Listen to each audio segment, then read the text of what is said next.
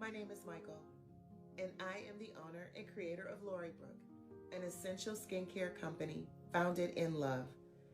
Now, I say founded in love because my journey to skincare began as a labor of love for my daughters, Lauren and Brooklyn.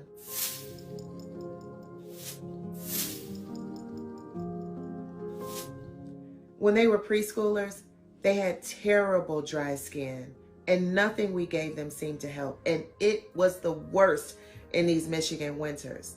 So as an alternative to steroids, which is what was suggested by their doctor, I just started researching different oils and herbs, and what I found was amazing. There are so many indigenous and essential oils that contain healing and anti-inflammatory properties. They give your skin a healthy glow by keeping your skin's moisture levels balanced. Lorybrook products are made with all natural, essential, and indigenous oils. My body butters are more than just whipped shea butter. They are a combination of vitamin-rich ingredients that work together to heal, moisturize, and regenerate your skin. Lorybrook is great for all skin types. My body butters, soaps, and scrubs clean, exfoliate, and help to soothe and repair itchy, dry skin. And to all of my customers, my extended Lorybrook family, I just want to say thank you. The support that I've received since starting my company last year has been amazing. I'm so humbled that you would entrust my company with the daily skincare needs of you and your family.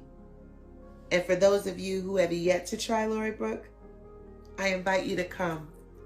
Experience how good your skin can feel. Do you like to give the gift of love? Lorybrook has beautiful decorative gift boxes for everyone and every occasion.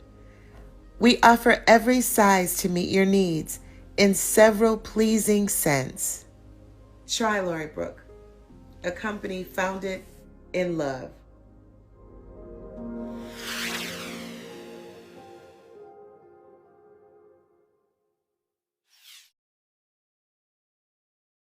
Hello, my name is Michael. Plug in. Plug in. Connections to life. Plug in. Connections to life. Plug in. Connections to life. Plug into the videos, materials that God inspired to obtain limiting spiritual gifts so you won't get tired. To succeed in life, which is to be hidden in Christ. A solution is to get plugged in. Connections to life. Connections to life. Connections to life. Connections to life.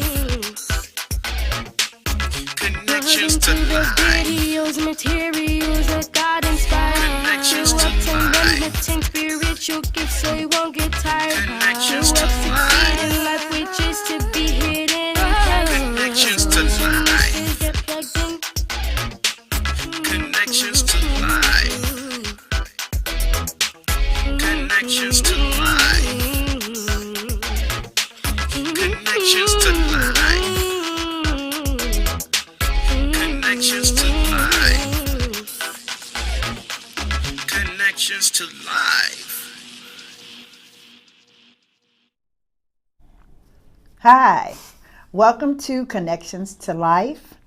We welcome you here today. We have a great show for you today. We are going to present the owner of Quirky Life Creations, Darlene Shropshire, and the co-host, the vice presidents of Connections to Life, has a hot topic for you guys. They're going to talk about how your self-denial can affect me. That's going to be good. So, Connections to Life, we are a nonprofit.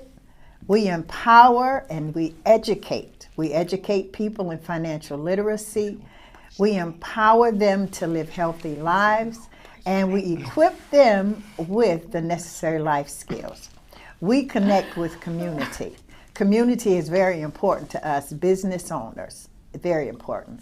So the first part of Connections to Life today in Community Highlights, we are highlighting quirky life creations. And the co-owner of Quirky Life Creations is Darlene Shropshire, and she's here with us today. Hey. Hi. So glad to have you here with us. Thank you for sharing with us. I'm going to read a little something about Darlene.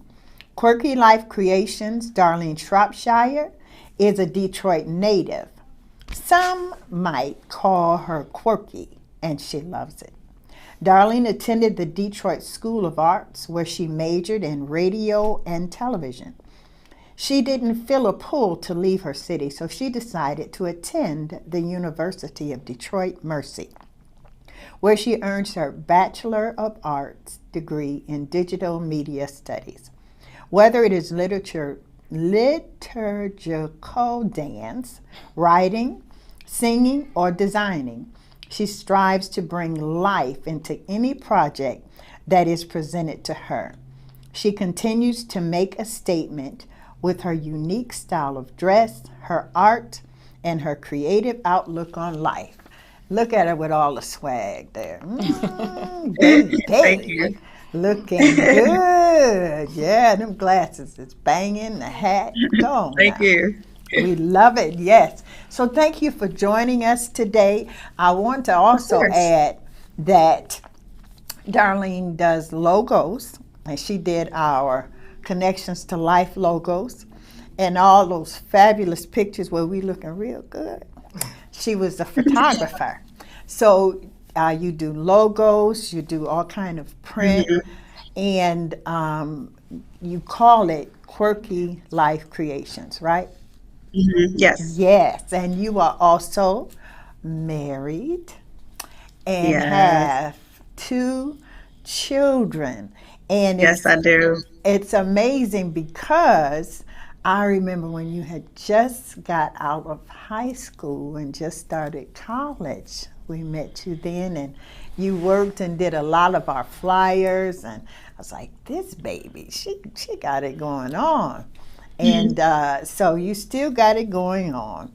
I would like to show also the YouTube channel that you guys do. Tell us a little bit about Love Makes Us.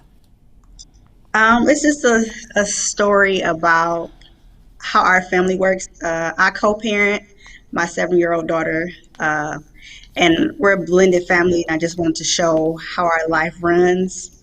And it's animated, and it's a YouTube channel. It's like a blog, so that's pretty much it. But you designed it. Yes, yep, I create everything. Yes. With my husband's help. Yes. He does the voiceovers too. So. He does okay, awesome. That's John Shropshire, who is an amazing man of God as well. So if I could get our producer to show Love Makes Us, I forget which episode it is. I think Bud's going to tell us which episode it is. Okay. Love makes us.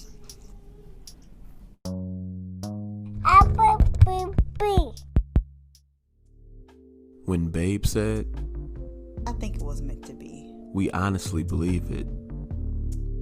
Here are a few connections that prove that point. 5 minutes away. For 5 years, we lived 5 minutes away from one another. We could literally walk down a street at any moment and lock eyes. But we so happened to meet in 2015. Working days. She was a receptionist at a trade school, and I was an optician at an eyeglass store in the same city and also down the street. I know for a fact that we took the same route for 2 years, but never crossed paths. We've seen each other every day since we met in the eyeglass store. Family ties. Amazingly enough, she grew up with my family from early childhood to adulthood. Now she can really call them family, even though they have always been. Guidance. My mentor, who I met at 17, grew up with her parents. And he was one of the first to hear of her mom's pregnancy with her. He encouraged our relationship, and he even officiated our marriage ceremony. Because of these connections, it was easy for us to meld together. People think we've been a couple for way longer than we actually have.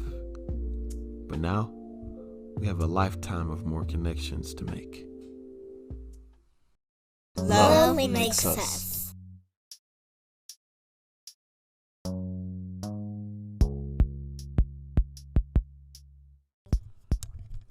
Episode 3.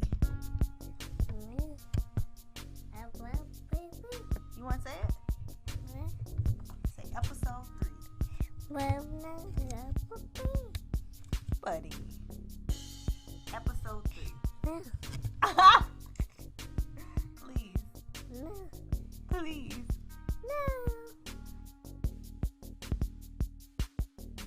Please follow us on Instagram and our YouTube channel and subscribe. Don't forget Facebook.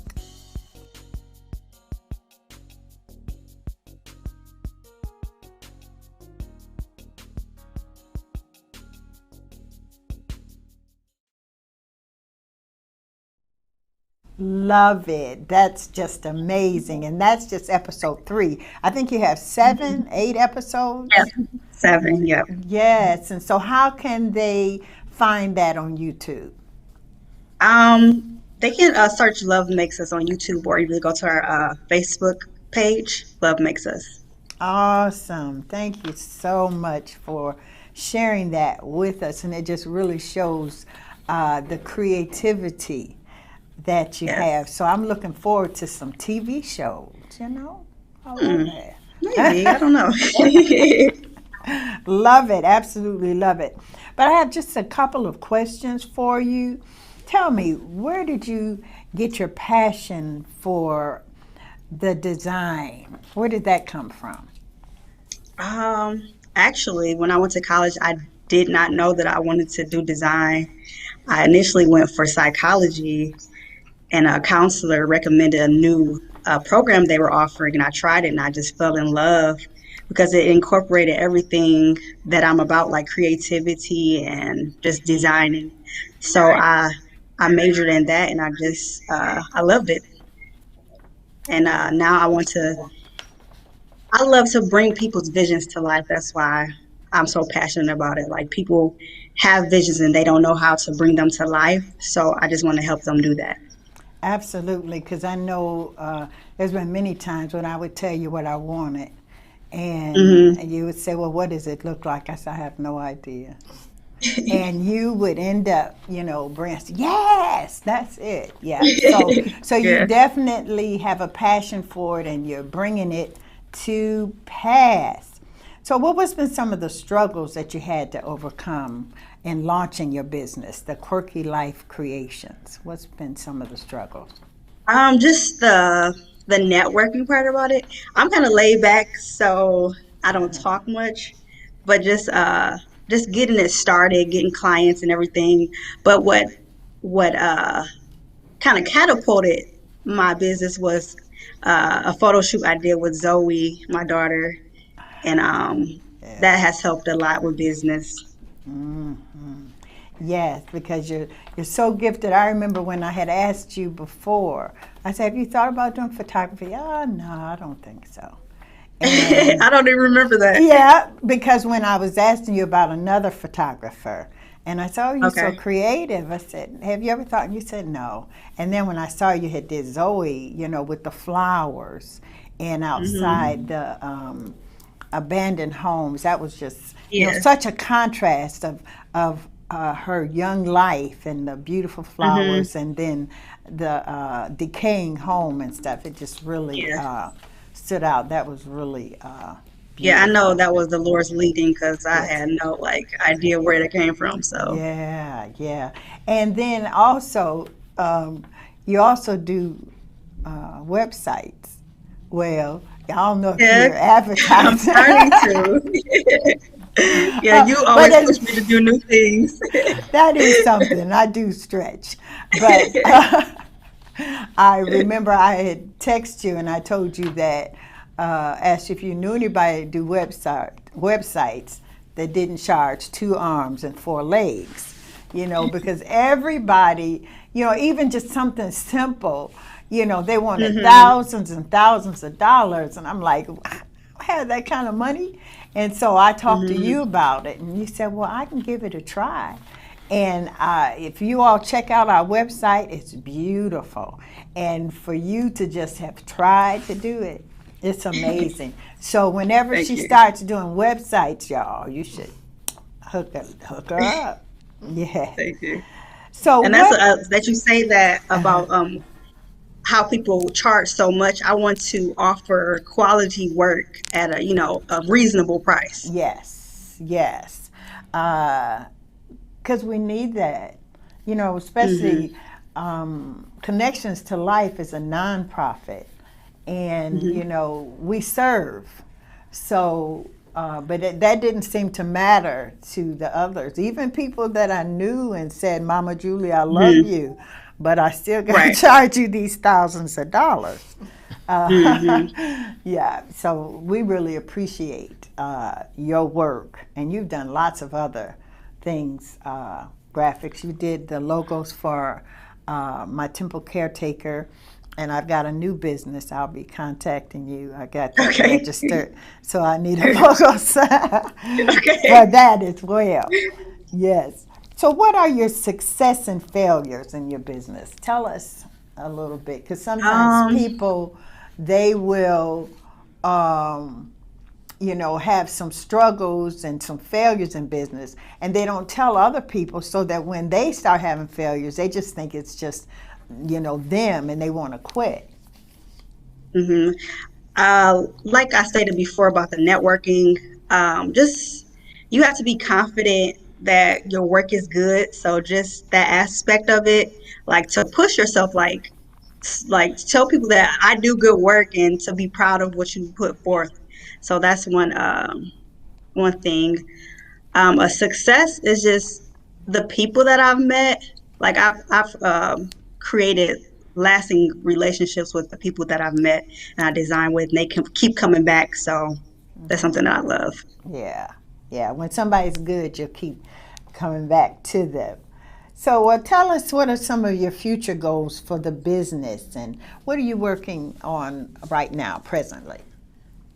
Um, I think the photography part is really going to take off.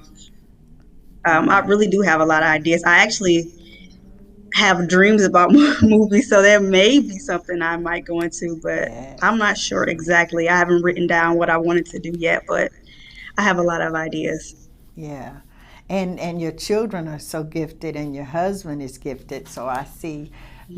that you guys will probably be doing a lot together and Yes. doing a lot Yeah, of we do. things. Yes. So that is really, and even when we had our community, Sister Standing Strong, you and Zoe danced, and I Hmm. didn't know that you two. So you even teach dance, and you dance. So you're just all around gifted, all Thank around. you. Yes, and creative. Well, I want to thank you again for joining us on Community Highlights Connections to Of Life. course. So, Anytime. is there a number that people, if they want to find out from you, is there a number that they can call? Not a number, but you can just go to my website, which is quirkylifecreations.com, and all the information is there. And Okay. you can just fill out a form, and I'll Okay. get in contact with you. Awesome. You see it right on the screen, www.quirkylifecreations.com. And so you can reach out to her. She has on the website pictures of some of the uh, photographs that she's done, Hmm. as well as the logos and the print, because you do printed material like Yes. flyers, Flyers, yeah. etc. Yes, so they can contact you for all that. And then you also have the Love Makes Us on there Yes. as well. So thanks again for joining us. Of course. I love you. I love you too. So stay tuned for the second half of the amazing dynamic duo, the Vice Presidents of Connections to Life.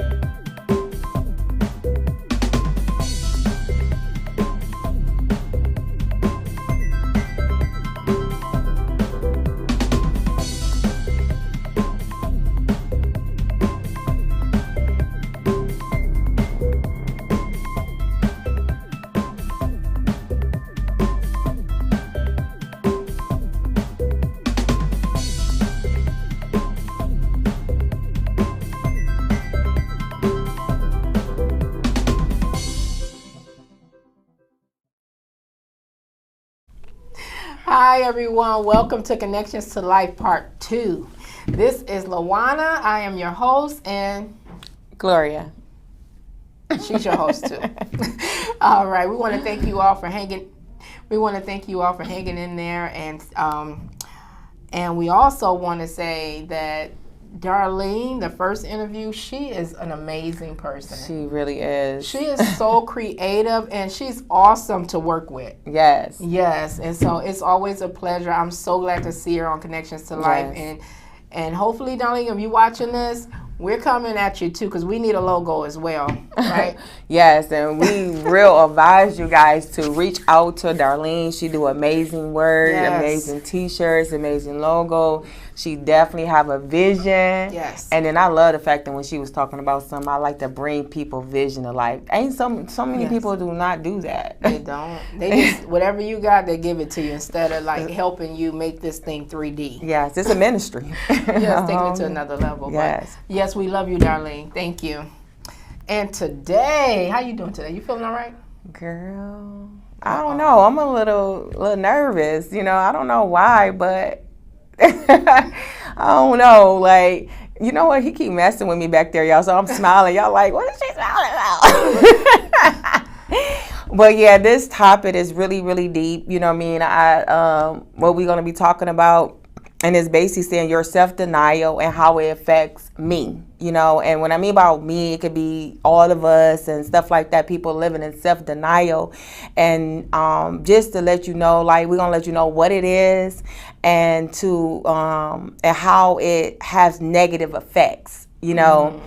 And so you wouldn't think that it would connect to you. You wouldn't think that this would, like, you know, like, how can my self-denial affects other people? That's my thing. You know, you just trying to steal my shine. No, baby, I'm not trying to steal your shine. Trust and believe. No, you put me in it. That's right. All right, so that's awesome. So today, well, before we get into that, we're going to talk about self-denial itself. You know, signs of self-denial. Have you ever been in self-denial? Yes, I think that we all have a form of self-denial. I think that, yes, I've been in self-denial about myself. Like, my kids used to always say, Mom, you're controlling. No, I'm just being a parent. I'm not being controlling. Like, no, you're controlling. You know what I'm saying? I'm trying to make you do everything that I want you to do. You know what I mean? I feel like, I think we all got, just that self-denial about certain things. You know, sometimes we are blinded to our actions because sometimes we feel like we are the leader. You know what I mean? So sometimes when you lead over people, like me leading over my kids, it's like, what? I belong here. You won't have to do what I say. You know what I mean? But then with the kids, is sometimes, honestly, it takes away their voice. It takes away their voice. So you got to understand that even though that you are the mother and you are the daddy, you have to allow your kids to develop their own mindset. Yes. That's good. That's real good.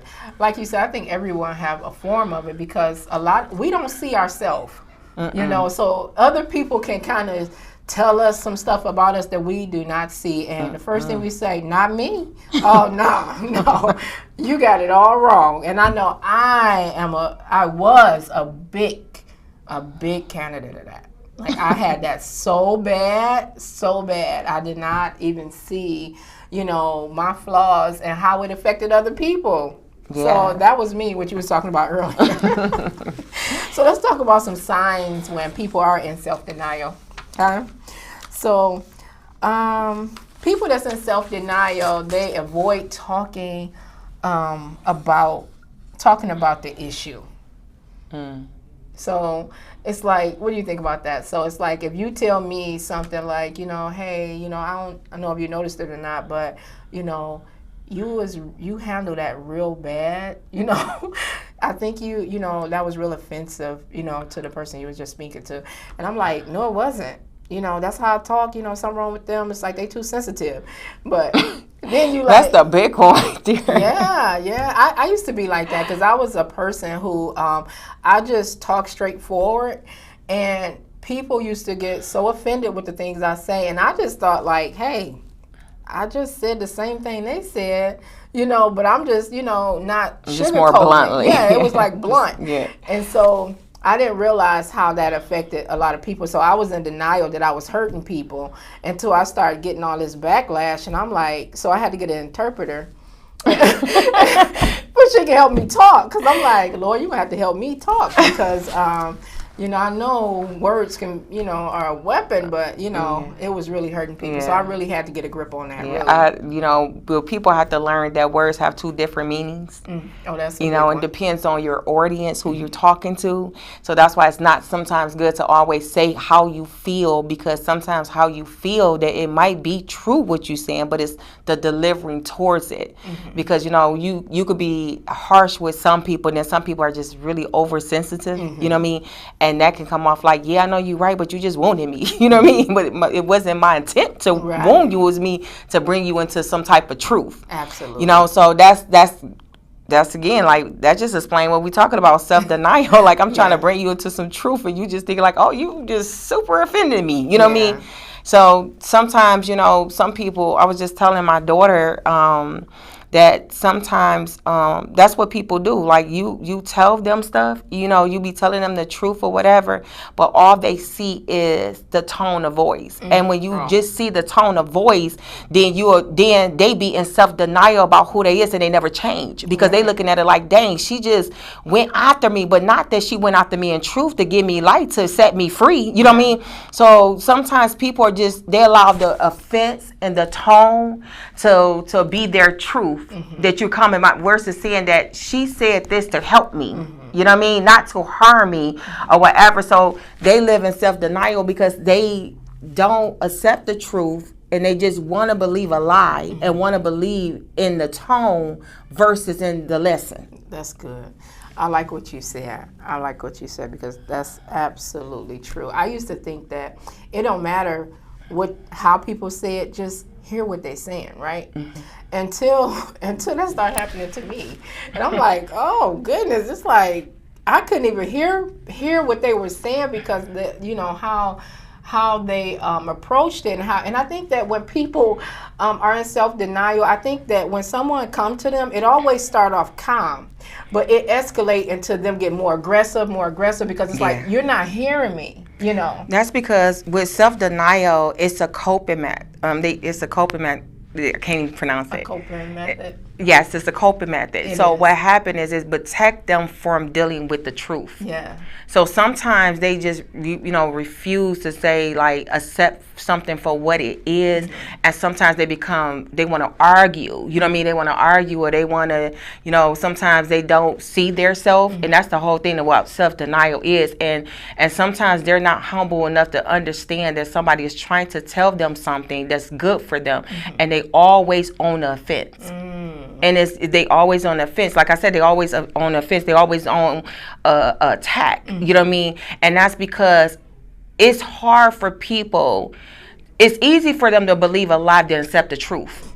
That's, you know what? Now, before we got here, I was thinking about this story, and I wasn't going to say it, but I think you just pushed it out of me. I'm going to share it. So I heard this like a long time ago, and people may have heard this before. It was like the truth and the lie was at a gym. And the lie told the truth, let's take a swim. So the truth took off all his clothes, jumped in the water. And the lie put on all the truth clothes and went out. And went out to the people and was telling people that he's the truth. And so the lie came, it was like, hey, he's a lie, I'm the truth. And the moral of the story is, no one believed him. But the moral of the story is that people will believe a dressed up lie than the naked truth. That's so true. And that is so true. And I think that's really honestly what goes on in the world. I think that sometimes, that's why it's so hard for pastors and people and teachers to talk to you, because honestly, you've been affected by a negative, basically you've been affected by a lie. And so that's why it's hard for people to believe that God is God. Hard to believe that God gonna show up for you. You know what I'm saying? And this and that, because you so used to just being, you call it this reality, but you are not living in reality. You're living in a lie. You living in a virtuous lie. And so that's why it's so hard for us to come in and tell you that God is good, tell you that God is getting ready to do something for you, and for it's hard for you to believe it. It's hard for you to believe it because you've been so disappointed. It comes from somewhere. Don't get me wrong. It comes from somewhere or whatever. And so it's just easy to believe that God don't love you. It's easy to believe that nothing is never going to happen for you. You know what I mean? And I these are people that be in self-denial. This is sometimes where they mind think. So they just be like, it's just like, so if I believe that God is going to do it, but what if God failed me? And so now I just got to believe that it's not going to happen. That's good. That's really good. I love it, because that is true how people decide to think, because they're afraid of getting let down. They're afraid of getting hurt. They're afraid of taking chances, taking risks, or, feeling like they'll fail. Yeah. So it's easier to, like, how they say, expect the worst, and if the good happen, that's what people do. Instead of expecting good, and if something don't happen, then hey, try it again. But that's not the thought process. I love what you said, because that is true, the mindset of a lot of people. Yeah, I was thinking about this topic or whatever, and the reason why I said that, sometimes when you are in self-denial, and that, it hurts other people. So I wanted to talk about, like, we're going to get into some of the signs, but I really wanted to talk about the effects of self-denial. The effects of self-denial when you're dealing with a loved one and a person or whatever, and it could be a drug addict, not realizing that I'm really drinking too much or whatever, and it's like, you're tripping because I can handle it. You know what I mean? In their head, they like, I can handle it, but on surface, they're drowning. You know what I mean? And that's what they got to really realize. They're drowning, but the part of the drowning is where I'm coming from. When you in self-denial, sometimes you drown other people with you. Wow. You drown other people with you. And what I mean about this, like, it's, what God was showing me is this. He's saying that sometimes, like, let's say you have a girlfriend and she's in an abusive situation. And in her abusive situation, like, every time she keep coming to you, venting to you, but and so what God was showing, that how I was affected by how, I'm speaking for myself, how I was affected by people that does this, and I'm sure that a lot of y'all will agree. So you got a girlfriend that keep coming to you saying, he's doing this, he's doing this, he's doing this. I'm about to leave him. I'm about to get ready to go. This and this and that, and this and this and that. So you, as the girlfriend, you're like, okay, come on, let's go do this. We could go beat him up. We could go do this, girl. Let's come in there and let's take up all his stuff and take your kids, and we out of this place. And then in the same breath, I'm in this emotion, I'm in this rage, like, how dare him, how do this, how he this, how this and that, I don't like him, girl, come on, let's go, I'm your ride to die. But then in the same breath, you go back the next day. You go right back to the same thing, but you got me all in your emotions. You got me angry. You got me, you know what I'm saying? I'm going through the whole, I'm going every bit like you. And while you going back to him, sleeping with him, now I got to carry this burden of the fact that he just hurt or beat my friend. And that's crazy, because you don't really realize that sometimes it ain't even really good to vent to somebody unless you're ready to come out. Yeah. So when you're not ready to come out, then I'm sitting here and I'm praying for you. I'm worried about you or whatever. I'm just so concerned while you going back and having your tea in the morning with the same person that you just put me in all this emotion. God said to me that it's like somebody sitting there telling you that they got cancer. Saying I got cancer, and you crying and you praying and you all emotion, all these emotions and stuff with them. And then they tell you, guess what? Never mind, I don't have it. You know what I mean? But you just gave me something that was so devastating to me, that so disturbed me. And then you turn around, you gave me some false information. And that's what you're doing. You're giving people false information, because guess what? You know that you're not ready to leave. No. You're not ready to get out. And then now you can take me through this whole emotion and this whole devastation or whatever. You got my emotions up and down. And then on top of that, it even gets sometimes your denial could become deadly to people. You sitting there and you telling your brother, like, this man that just did this, and then now he got his gun. And now somebody is getting killed for your self-denial. And that's why I'm saying it can cause death to people. Not only it can cause death, it can cause stress to people. And it can wear on people's heart, can cause sickness, because guess what? They love you. Yeah. So therefore, they're going to be in every emotion that you have or whatever. And you got to be very, very careful with this self-denial. Be real. Say, you know what? He hit me, but I love him. He hit me, but I ain't ready to go. You know what I'm saying?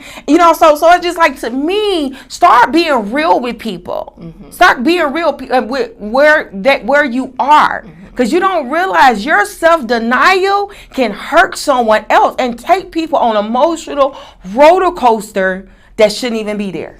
That's good what you said, because people do get other people involved in a situation just to have a moment. But it's a moment for you, but it just disrupt my whole piece. Because now, like you said, I'm worried about you. I'm concerned about you. I'm about to call, make sure you're all right. I need to have the police on speed dial. I don't know what's going on. That's right. And, and it's just for you to have a moment to say, I need a moment. I'm just about to vent. I just need to get this out so I can go back in it. But don't have me out here on the limb and then you go back to safety. That's my point. Well, I'm not going to say safety, but you go back. You go back in it while I'm still out here on the limb, like, okay, I'm waiting. Now I done cussed this man out. I done literally put a gun out on this man, and then now I done created an enemy while you done created love. Wow. Yeah. So you know what? I had a friend that she never used drugs in her life, and one day she decided to try it, and she just went straight down, right? And so she went to try to get help, and she everyone was trying to get her to go get help. And so I went over there because something had happened. I went over there to check on her, and and I appreciate what she said to me. I said, look, you need to go get help, let's go. And she said, I'm not ready. She said, I'm not ready. And she said, and when I'm ready, I'll let you know. Wow. And so I could have, it hurt in my heart. It really hurt in my heart. But I appreciate her telling me that. That's right. Because now she was being real. She was making a choice. So instead of me worrying myself, trying to, thinking, like, come on, and like making sure I'm doing all this work, but she's sitting there like this, and I'm like this. Come on, come on. And she would have been sitting there like this, and I would have been doing all the work, getting exhausted and getting hurt more, like, trying to convince her, like, come on. But she already had a made up mind.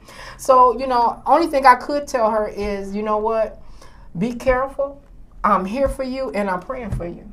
And whenever you're ready, you call me. You know what? And so it gave me a choice, whether to try to get in this or just sit back, and reserve my strength and energy, because I'm fighting against a brick wall if she already made that decision. So I appreciated that. And now, I mean, she's fully recovered and she's doing really well, and she did it, like, made this choice on her own. And that's why I think when people do that, it means more and it lasts longer. As opposed to somebody trying to make them make a choice. She wasn't in self-denial. She knew exactly where she was at. She knew exactly what she was doing. And she figured, the only thing about it, she figured she wasn't hurting nobody but herself. But, when people see you on the stage, it kind of hurt the people around you to see you like that. And that's what I mean by it wears on you. Like, that self-denial, it can drain energy. Mm-hmm. It drains your energy. Mm-hmm. And it really affects your peace. Yeah. And what people don't really realize, that while you're venting, I'm devastated. Mm.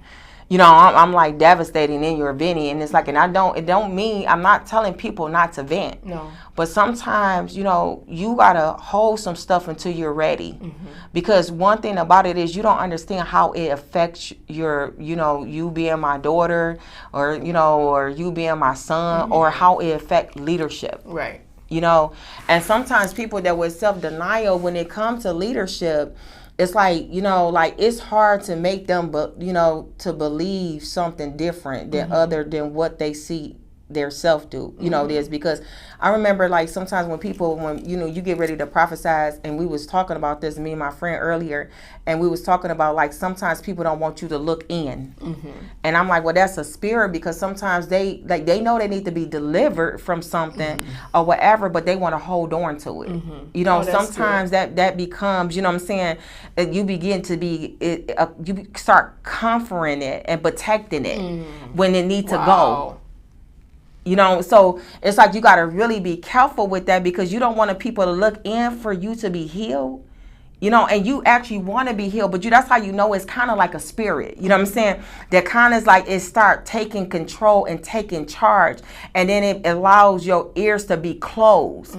And so we got to pray in the name of Jesus that your ears be open, so you can hear, so you can to accept the truth and start changing. Absolutely. And it was so weird that, not so weird, but I was just writing a little something, like, while we was while we was like, while I was just waiting. And one thing that I was writing, it was saying that you got to be it was kind of like more of the traits a little bit. So it was just saying that that when you in self-denial, it's hard for us to move on. That's good. Like, have you ever experienced that? It's like, you know what I'm saying? Like, it's hard for somebody to move on, because if you don't see yourself, then how can we move past what's hurting us? Yeah. And then it was saying that, you become hard-headed. It's like you become so hard-headed or whatever, and then now in your hard-headed, now you're not even teachable. So that's something else is taking residue, something else that's entering in that self-denial. And then I heard that not only that you're not teachable, you begin to hurt yourself and everybody around you. And then I heard God said these affects everyone around you and can last. It could be an everlasting thing. Wow. And because self-denial, sometimes what God was showing me, and that's why I was sitting there, that self-denial trigger effect in your generation. So now your kids are having these same traits because mama or daddy not dealing with their issues. And if mama and daddy not dealing with their issue, then guess what? The kids gonna grow up. This is what God is saying to me, and while I was sitting there, they're gonna grow up with the same effects. Not taking responsibility and afraid to touch something out of fear. Wow. And then he was saying that not only it began to, you understand that in your self-denial, God said it holds you for my peace and my love. That's good. That you can't have peace, you can't have no joy, and he said that you will always be restless. Because you're battling with a lie and the truth. That's good. So this is what, I was trying to get more, but it's just like, you got to understand that when you in self-denial, there is no peace and there is no joy. Yeah. Why? Because of fear. You are in fear of yourself and fear of making decisions, and because of that, it affects everything around you. It affects everything around you. Wow. It's like, what are you going to do about it? Because guess what? When you don't cover you don't cover your surroundings. Okay. So I need you not to be in self-denial today. I need you to wake up. It's time to wake up. It's time to face the reality so you can come out. You can no longer hide under a rock anymore. And I know that you are hurting. I know that I can see the pain in you. I can see you wanting to come out. But we rebuke fear today. That you will walk out of your self-denial and walk right into truth. Yes. And walk right into your peace. Right into the love that God has for you. And that you will be able to sleep. You don't realize that self-denial causes stress and anxiety. And it causes conflict. Oh, you said it causes conflict. And what I mean about conflict, because if you in self-denial, it can become an argument because you don't see yourself. Yeah, absolutely. You don't see yourself. So therefore, it can cause conflict. And even though sometimes they can see themselves, but it's so hard for them to hear it. And so they start grieving. We was talking earlier. Now you said sometimes conflict can help bring self-awareness, like the fact that you're in denial. Sometimes we have to be able to argue with a person sometimes for them to be able to see themselves. And sometimes it take something dramatic, something dramatic to happen. And sometimes it might take a person that you love that don't want them to see you in that way. And you'll receive it from them. You know what I mean? You'll receive it from them because you'll be like, wow, you know what I'm saying? Now, it hurts. So it kind of break up everything and make you realize like, okay, this is serious. Sometimes it take a dramatic moment. Yeah, I agree. I think that you and I had some dramatic moments. A lot of stuff we talk about, it do reflect on our relationship life. But that's true. You know, sometimes we had to have some dramatic moments to really see, you know, see ourselves, you know, how we come off to other people. And so, can we talk about like how to move past denial? Absolutely. That's the good part, right? How can we help somebody move past denial, because we want to help them, right? That's what we're here for. Listen to the first one that you're reading. This one, where it says moving past denial. The first one. Moving past denial. All right. Honestly, examine what you fear. Wow, we just talked about that. That's so crazy. Yes, you have to honestly examine what you fear. What are you afraid of? What does, you know, what is it that you're not trying to face? And is it the pain that you will feel? Because some people be in denial about a family member, you know, being sick, and they don't want to believe that, you know, it's their time to part, you know, and so they in denial.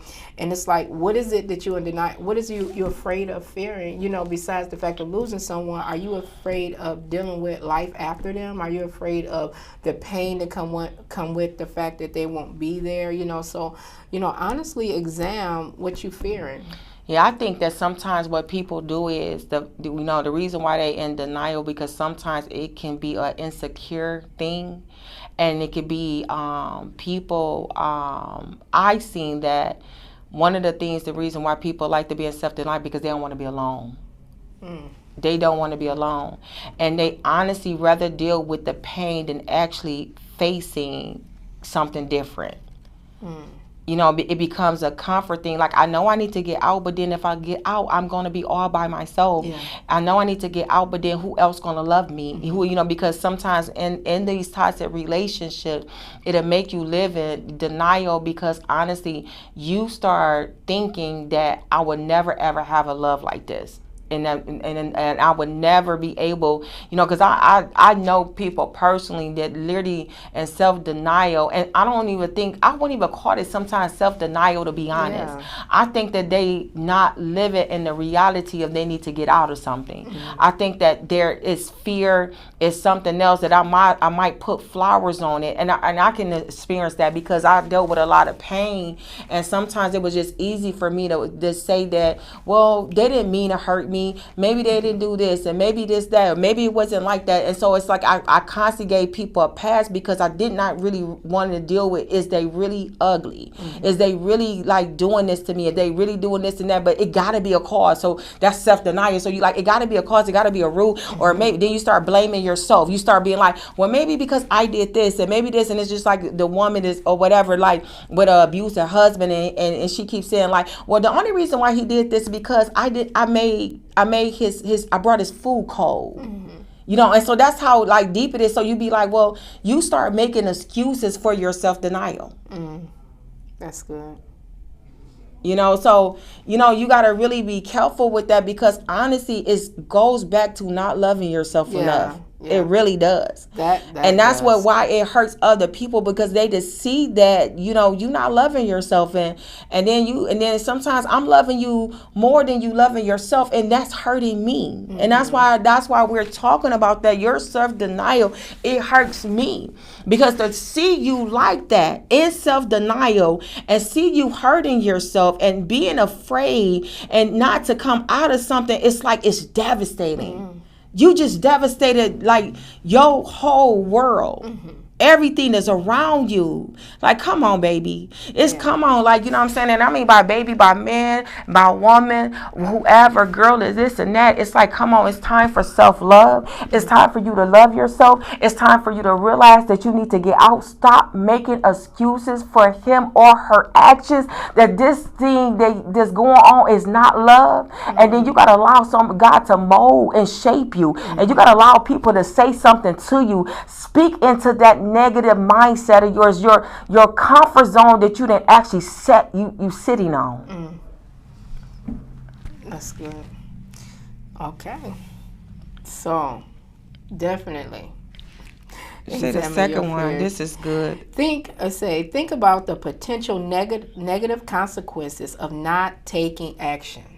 Yeah, there it is. That's when I was talking about it can cause murder. Yeah. You know what I'm saying? Like, your actions can cause a lot of, like, people to get hurt. You know what I mean? Like, it could be negative consequences not only to you, but to the people around you. Because that goes back to, it's like, if you don't take action, what about the girl that did not take actions quick enough or whatever? You know, didn't take actions quick enough or whatever, and then now she was somebody, now she got killed. You only got one life, babe. If you don't take actions, the necessary actions to take care of yourself, to get out, it might cost you your life. Wow, this one right here kind of applied to me. It said, allow yourself to express your fears and emotions. I'm saying that because well, I was in a situation where, I think I was telling you this earlier about, well, you know, people used to play on my, you know, my sensitive heart. And so they used to take me on the emotional roller coaster. So in doing that, I, you know, start taking action within myself to protect me. So now it's like, I guess it's ending, you know, I guess it can be connected to this. So now it's like, when people tell me things, I tend to take it through a process, and as opposed to taking it for what it is. And it kind of reminds me of self-denial, because it's like I created a system to protect me from the reality of the fact that, you know, I know that they probably taking me on a roller coaster or whatever. So I created a system to help me perceive what they're saying. And so it's like I screen everything that come to me and try to protect myself. And so now that actually caused me not to have a natural reaction, because, you know, I have a delayed reaction. And it seemed crazy, but my fear was that you trying to manipulate me, or you trying to take advantage of me, or you just trying to get me an emotional roller coaster. So it's like, and I don't want that. So in order to stay away from that, I used to create a system to process everything. So I guess that, you know, the fears and emotions, it's like, you know. I like this one. It says, open up to a trusted friend or a loved one. Yeah, that's good. And I think that sometimes, like, you know, one thing that I do notice about people that's in denial, they don't trust anyone, kind of like what you was just talking about a little bit. They don't trust anyone, and they don't open up because they a fear of being judged or a fear of that person telling you to come out. So that keep you in self-denial, because you already kind of know this is how this conversation gonna go. So you don't trust nobody with your conversation and venting to them, because guess what? You don't want them to tell you to come out of a place that you're comfortable in. Yeah. And so that's another thing. And so honestly, when you trust somebody and you confide in them and you talk to them, then it actually, you got to look at it like this going to encourage you and motivate you to take a stand. So one, it says, honestly, examine your fears. It says, think about the negative consequences of not taking actions. Allow yourself to express your fears and emotion. And also, you said, open up to a trusted friend or loved one. That's really good. Also, keeping a journal is really good, you know, for someone who's in self-denial about your experiencing. Because sometimes you write stuff, and then when you go back and look at it, you like, wow. You know, wow. So you can probably just talk about some of the things that would help people, you know, that list that you have, and then we can end this or whatever. All right. You said talk about the one that can help people. I thought that's what we were doing.